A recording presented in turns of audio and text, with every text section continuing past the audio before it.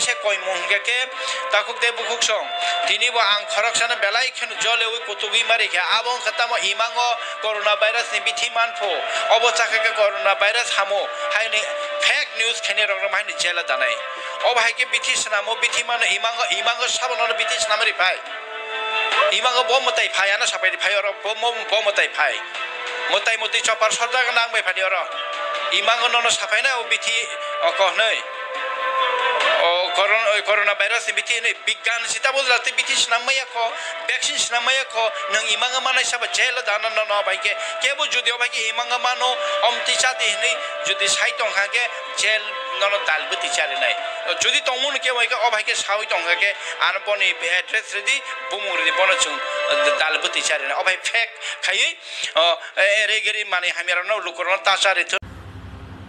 नमस्ते दोस्तों, आज फाइनली मुझे अपार सफलता मिली है। मैंने कोरोना का इलाज ढूंढ लिया है। आइए मैं आप लोगों को दिखाती हूँ।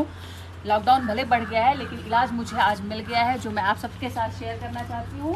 जल्दी जल्दी जल्दी इस तरह से अपने गेट में आप लोग ताला लगा दीजिए, टोटली लॉक कर दीजिए और चाबी फेंक दीजिए। इसके अलावा कोई उपाय नहीं है।